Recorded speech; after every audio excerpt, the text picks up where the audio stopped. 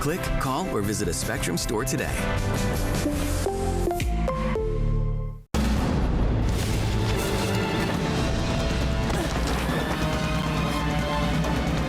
Even the mighty might not see it coming. It's prediabetes, and it captures 1 in 3 adults. But you can escape. Take the 1-minute prediabetes risk test to know where you stand and prevent or delay type 2 diabetes. Be your own hero on smartphones everywhere at doihaveprediabetes.org. Spectrum News Plus. Local stories, connecting communities. Streaming now on the Spectrum News app and free with your Spectrum subscription. I'm Sharon Tazwell. Here's your Spectrum News in 90. President Trump welcomed Prime Minister of the United Kingdom, Keir Starmer, at the White House Thursday. While speaking to reporters about the war in Ukraine, Trump appeared to downplay his rift with Ukraine's president, adding he's confident Russian President Putin will keep his word. The two leaders addressed ongoing peace negotiations. We're working very hard to get that war brought to an end. I think we've made a lot of progress, and I think it's moving along pretty rapidly. Employees as USAID have begun leaving the Ronald Reagan building in Washington, D.C. as layoffs are underway. Staff members were given a short window of time to go back to the headquarters and retrieve personal belongings. Protesters gathered outside the building to show their support. And one employee described her experience as heartbreaking. It's been horrible.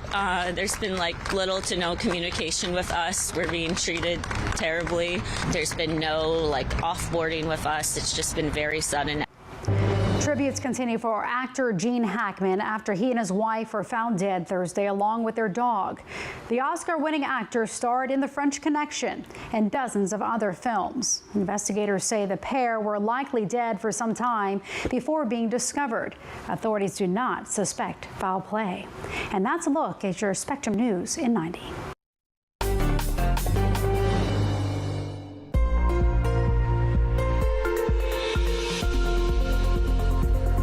I'm meteorologist Nate Harrington. As we look at the big picture on Thursday, an area of low pressure and cold front sweeping across the East Coast. Other than that, very quiet and very warm weather for the rest of the lower 48. We close out February on Friday with another Clipper system bringing some rain and snow to the north and east. Other than that, a cool down for the East Coast by the weekend and severe weather chances for next week. We got the details in your forecast coming up.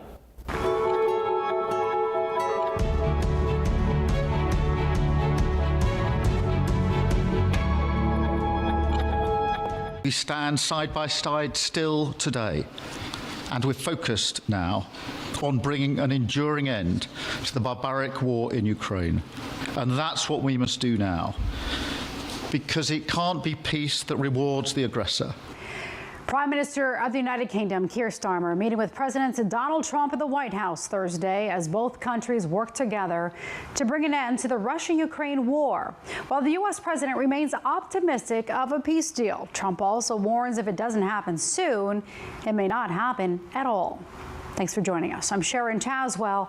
The president shared new details of a mineral deal with Ukraine, one that Trump says will help both countries. It comes just one day before Ukrainian President Volodymyr Zelensky is set to visit the White House for a high-stakes meeting with Trump. Spectrum's Taylor Popolars is at the White House with the latest.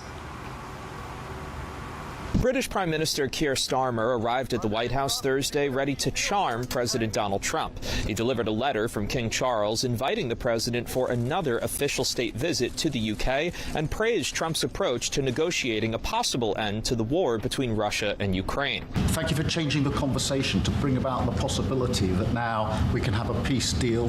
The president continued to speak kindly about Russian President Vladimir Putin and the prospects of the dictator abiding by a deal. I don't believe he's going to violate his word. I don't think he'll be back. When we make a deal, I think the deal is going to hold. At a joint press conference after their meeting, Starmer echoed other European leaders in saying a peace deal cannot reward Russia. We agree history must be on the side of the peacemaker, not the invader.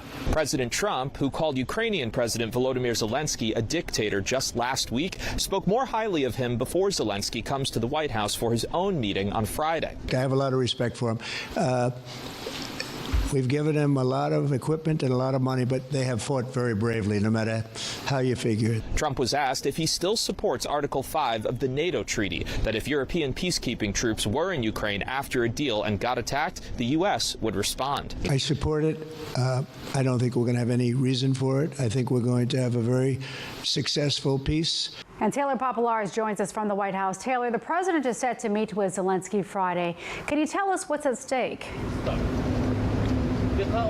Well, Sharon, there's a lot at stake. You know, President Trump made clear today that he's expecting Zelensky to sign on to this agreement that would allow the U.S. to access Ukraine's plentiful rare earth minerals, things like oil and gas and other minerals that are used for products and technology that are really important. What Trump has made clear is that he thinks this deal should be a form of payback to the United States for all of the security assistance that has been provided to Ukraine over the last few years throughout this war. But Zelensky and European leaders, even the British Prime Minister, have said that continued security is necessary for any deal. So we'll be waiting to see if that deal can actually be signed, if it includes any form of continued security assistance. And I think one more thing worth pointing out is that President Trump seemed to indicate that if the U.S. goes to Ukraine to access these rare earth minerals after the war is stopped, he feels that just having U.S. presence on the ground in that sense will be deterrence for Russia and other adversaries. But Zelensky might not believe that or trust that. So a lot at play, but we'll have to see if this deal gets signed on Friday. Yeah, definitely a lot at play there. All right, Taylor Populares at the White House. Thank you.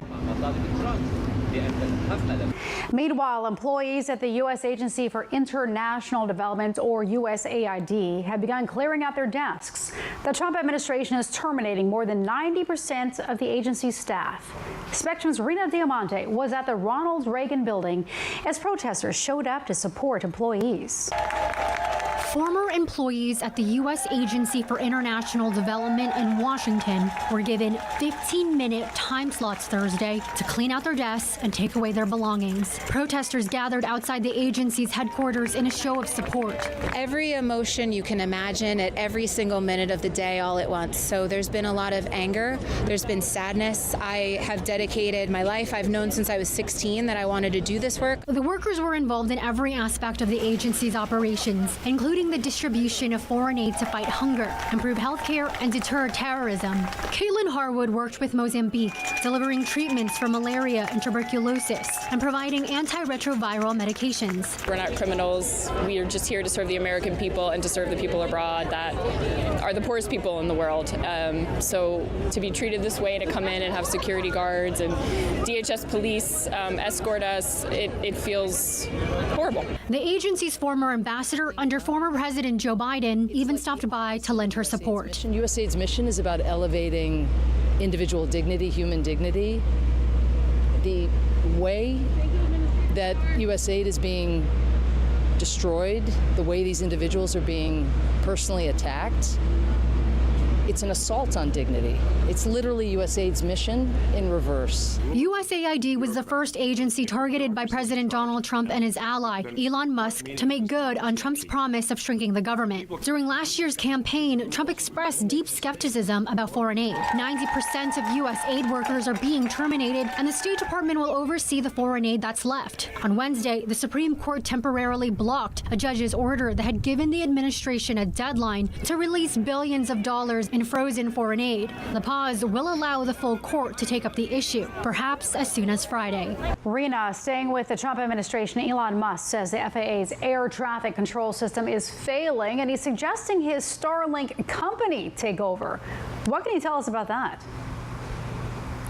Well, Sharon, I don't think you'll find many people that won't agree that the nation's air traffic control system is aging and is in desperate need of update. And there was work underway to try and address that. But I think what is raising some alarm bells is the fact that Musk's satellite company Starlink may take over this $2 billion contract by Verizon to be involved. And You know, that contract was given to Verizon back in 2023, presumably through a bidding process that we often see play out in government. But it appears that this was being done with a lack of transparency. There were some former FAA officials that spoke to the Associated Press saying that they're concerned that there may be a lack of testing, a lack of review here. And so certainly this is one of the latest in Musk's actions that does raise some ethical questions with the Trump administration.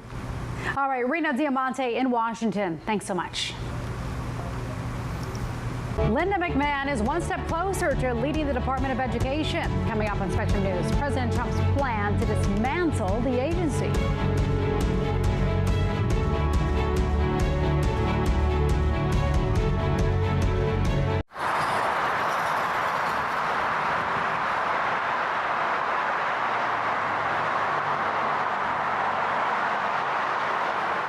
We said we'd never break the 3-second rule. Never do that. And never become a minivan mom. Hey, Chris. As parents, we say never a lot, but never happens.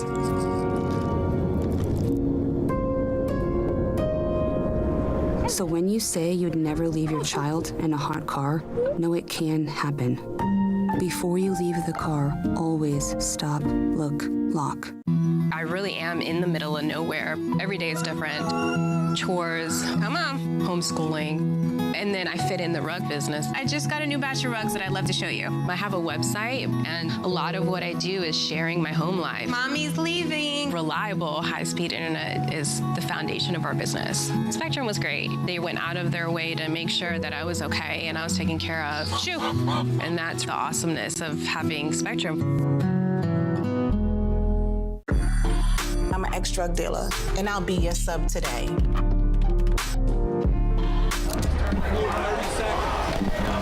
2 milligrams of fentanyl can be lethal. A lethal dose is in here. Who gets it, I won't know. It's cheap, it's potent, and it's profitable. The sad reality is fentanyl is being mixed into everything now. More kitchen now.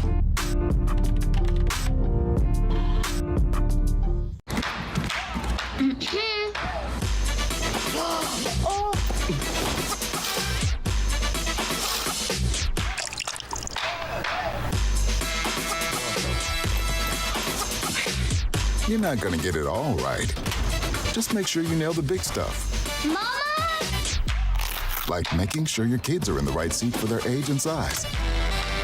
Get it right at nhtsa.gov/the-right-seat.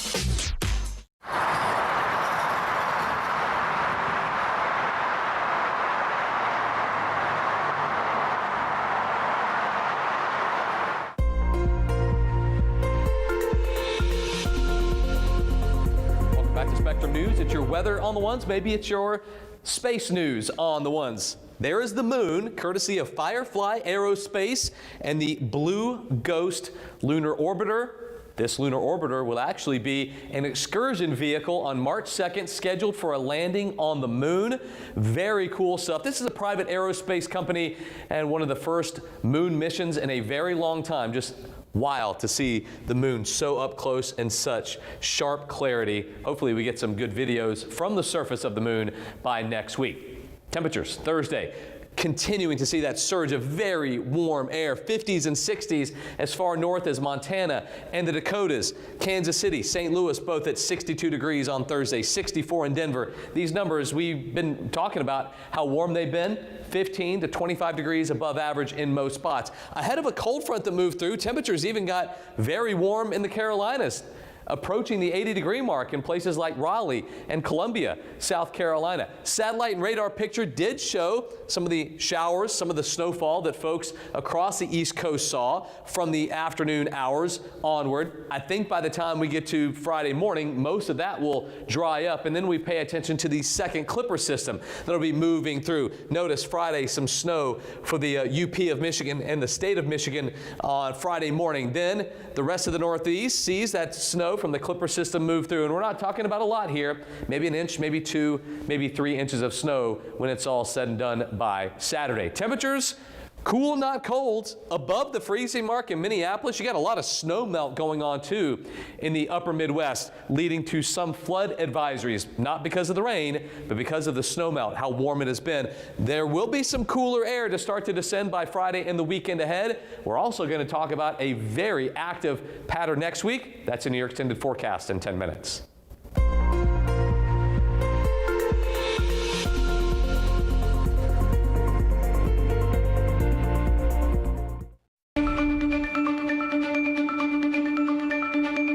Just joining us, here's what you need to know. President Trump and UK Prime Minister Starmer discussed security guarantees for Ukraine Thursday. Trump is set to meet with Ukrainian President Zelensky Friday.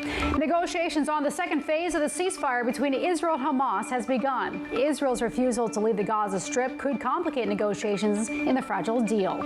And measles cases now reported in New Jersey, Kentucky, and New Mexico amid an ongoing Texas outbreak. Texas saw the country's first death from measles since 2015, and at least 124 cases are reported in the state. And that's what you need to know. On Capitol Hill, President Trump's choice to lead the Department of Education got the green light Thursday. In a party line vote, senators advanced the nomination of Linda McMahon. That's despite unanimous opposition from Senate Democrats who say she'll oversee President Trump's attempts to dismantle the agency. Our national reporter, Evan Kozloff, has more from Washington. The ayes are 51, the nays are 47, and the motion is agreed to. Longtime ally of President Donald Trump, Linda McMahon, the former CEO of WWE, or World Wrestling Entertainment, is poised to take command of the Department of Education with clear marching orders from her new boss. I told Linda, I hope you do a great job and put yourself out of a job. President Donald Trump, like other Republicans, has long attacked the department as unnecessary, pledging to eliminate the agency altogether. We're working very, very hard to send these schools and education back to the states where they can be properly run. The department funnels tens of billions of dollars in federal funds to schools, including for the education of students in poorer districts and children with disabilities. The department also assures that schools comply with civil rights laws. The best education is closest to the child. At her confirmation hearing this month, McMahon told lawmakers that it's the states that should take over many of these responsibilities. It's not the president's goal to defund the programs. It is only to have it operate more efficiently. In the end, the Senate voted 51-47 on Thursday to move McMahon to a final vote next week. The yes votes were all Republicans, and the no votes were all cast by Democrats. He's looking for someone to destroy it. On the Senate floor on Thursday, Democrats raising the alarm about her nomination. Tens of millions of public school students are not line items on your chopping block. And as McMahon's nomination advances, the Education Department is now announcing a new portal that it's launching for parents to provide tips about any diversity, equity, and inclusion programs in schools. A major goal of the president has been to end DEI initiatives. In Washington, I'm Evan Kozloff, Spectrum News. Pope Francis' condition continues to improve. However, the Vatican says due to the complexity of his condition, more days of clinical stability are needed. The pontiff continues resting, receiving respiratory therapy, and resumes some work. A scheduled appearance for Saturday has been canceled. Academy Award-winning actor Gene Hackman, his wife, and their dog were found dead in their home in New Mexico. Authorities say foul play is not suspected, but the investigation is ongoing. Officers say the actor and his wife were apparently dead for some time before being discovered after a welfare check was requested at their home. Hackman was a highly respected and decorated actor, most known for his roles in films such as The French Connection and Unforgiven. Hackman was 95. The Oscars are just a few days away from taking center stage. Spectrum's Alex Cohen breaks down everything to expect from the biggest night in Hollywood. Just ahead.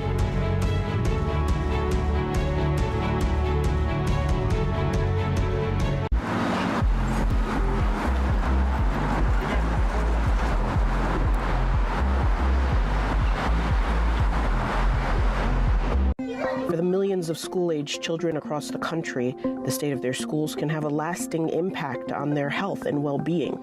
The majority of school districts aren't doing comprehensive regular water quality testing. CO2 levels rise in a space, cognitive function takes a direct decline. We visit 2 school districts working to create safe and healthy environments for their students. Watch Exploring Your Health, Curing Our Classrooms, available on the Spectrum News app. Starting a business is hard. You have to stay connected at all times.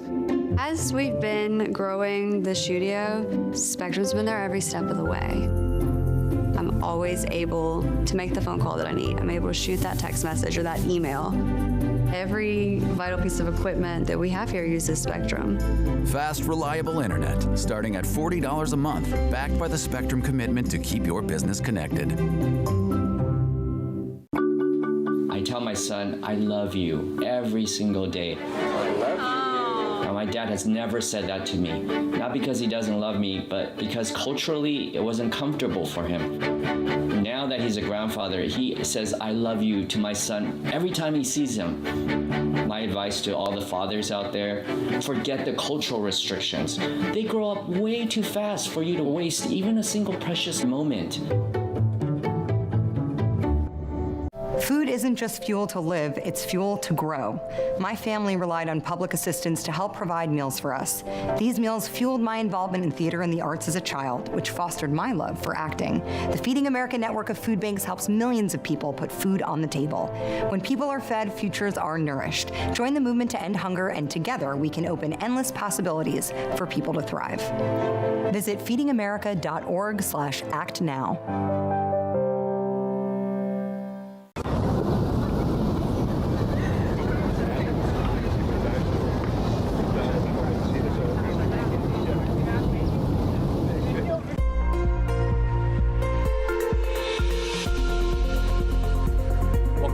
News. It's your weather on the ones. Every Thursday, the newest edition of the Drought Monitor is released, showing us areas of extreme and exceptional drought, especially in the desert Southwest, into the southern plains, Texas, especially West Texas, and even the heavier snow that some of the places in the Rockies have seen. You still have some drought starting to make its presence known in places like Wyoming and Montana. Overall, though, fairly low amount of drought across the country, and with the spring season starting to unfold, that hopefully will change, especially for the folks that need the rain the most. But some very dry weather in those spots, unfortunately, over the next 48 hours to 72 hours through the start of the weekend and Sunday. We will see a little bit more snow in California and some heavy rain in central and northern California. Then Monday, our next storm system starts to take shape. Snow in the Intermountain West, rainfall down in the Gulf Coast states, and maybe some showers in the Great Lakes. Tuesday, our high impact weather event starts to unfold. Tuesday, storms in the Midwest, but the heaviest storm chance and the strongest storm chance will be down in the southern plains and the deep south. That rotates into the rest of the Gulf Coast states from Mississippi to Alabama, Florida, up into Georgia, South Carolina, and North Carolina by Wednesday. At this point, it looks like a bona fide severe weather event could be taking place. Now let's talk about snow real quick. There will be that shot of snow we talked about from Friday to Saturday, an inch or two in the Northeast. More heavy snow is going to be possible from the Cascades and into the Sierras of California, all the way through the Rockies. And how about some Midwestern snow too? Folks in Iowa and Wisconsin and Michigan could get some snow by the middle of next week with that big storm system that rolls through. But severe weather chances are starting to be a little bit more crystallized across the deep south all the way into the Tennessee River Valley on Tuesday, and then the Carolinas, Virginia, Georgia on Wednesday. All the specifics not nailed down just yet, but we're starting to come into a little bit better agreement that a widespread severe weather situation could be unfolding through the start of next week. We'll keep you posted. Saturday, the cold air starts to intrude into the eastern side of the country. Still stays warm out west. 69 in Denver, 61 Billings on Sunday, but highs only in the 30s for the Great Lakes region on Sunday.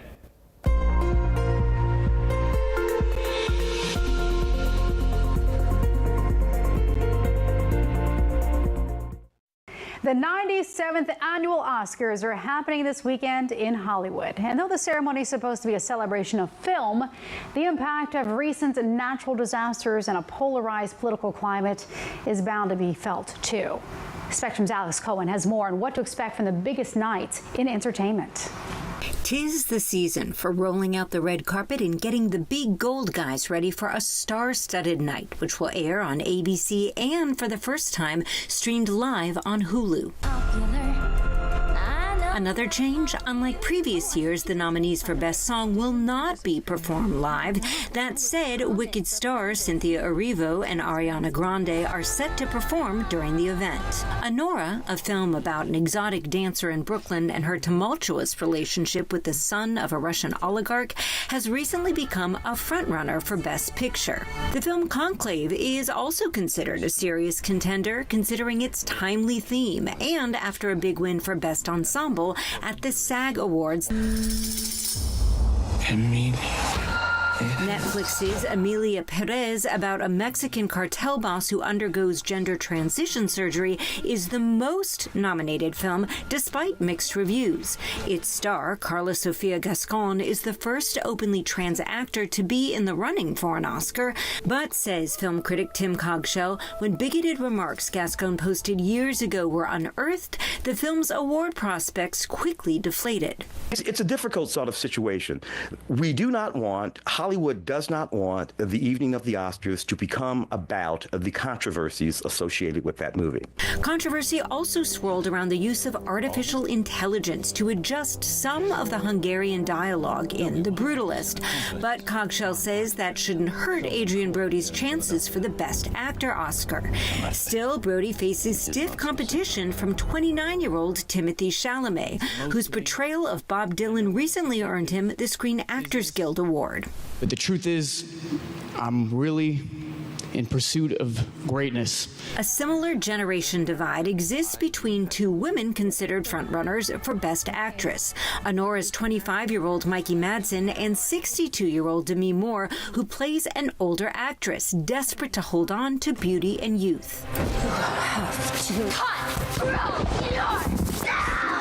Drama around the competition makes for great television, but critic Tim Cogshell notes Oscar organizers are also keenly aware of another real-life storyline playing out: the devastation wrought by the recent wildfires in Southern California, an event that is sure to color the ceremony. While it will be jubilant, it will be a little bit somber in terms of understanding that there will actually be people in that audience who lost their homes. This year's Academy Awards host Conan O'Brien was displaced by the fires.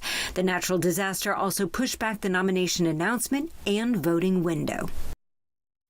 And joining us now for a look at the buzz around the Oscars' biggest award of the night is Alex Cohen. Alex, how many of the Best Picture nominees have you seen, and which movie do you predict will win? That's a big question. I have seen 6 out of 10. I'm hoping to cram a few more in there between now and Sunday night. And I gotta say, Tim Cogshell thinks that A Complete Unknown should be the Best Picture winner. I like that movie, but my pick is Anora. And the reason why is, first of all, there's this like all-nighter adventure, and I think that should be a movie genre all to itself. I love those kinds of movies. And Anora is really all about youth and love and excitement and energy. And you know, this year so far it's been a tough one, and I love just the energy that was packed into that film. You know, and there's a reason why these movies are nominated, because they're so phenomenal. It's going to be a wonderful night. Alex Cohen with all your entertainment buzz. Thanks. Thank you. I'm Sharon Tazwell. Thanks for watching. Your Spectrum News in 90 is coming up right after this short break. Stay with us.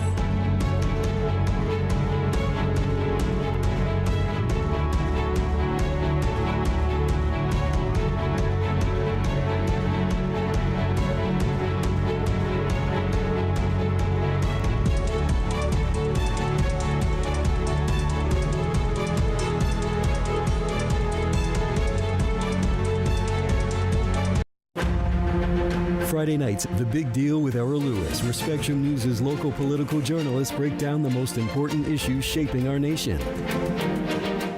Our journey towards improving mental health doesn't always present a clear path.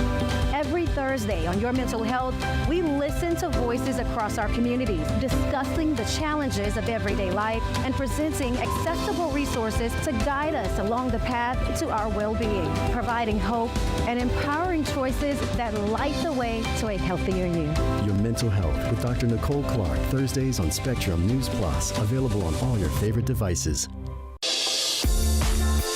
It's game time at the arena, and 20,000 fans are looking for a win. With an ultra-high-speed network and seamless Wi-Fi, fans can get in the door fast and share the game's best moments in real time. And with Spectrum Business committed to keeping them connected 100% of the time, they won't miss a second of the action. A secure, reliable connection from Spectrum Business means the fan experience is a guaranteed win.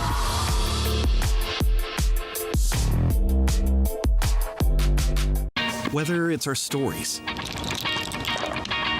the warmth of our laugh, or our family's secret sauce, we all bring something different to the table. So make some space. The power of connection is waiting right outside your comfort zone. Learn how you can help strengthen your community at belongingbeginswithus.org/teamup. Weather can be beautiful, inconvenient, and at times powerful. And it affects everything we do. At Spectrum News Plus, our weather experts update you with the information and the context you need so you can better plan your day. And we do it every 10 minutes. We're the calm in the storm. Weather on the Ones on Spectrum News Plus, exclusively on Spectrum. And get your weather anytime on the Spectrum News app. Spectrum News Plus, local stories, connecting communities.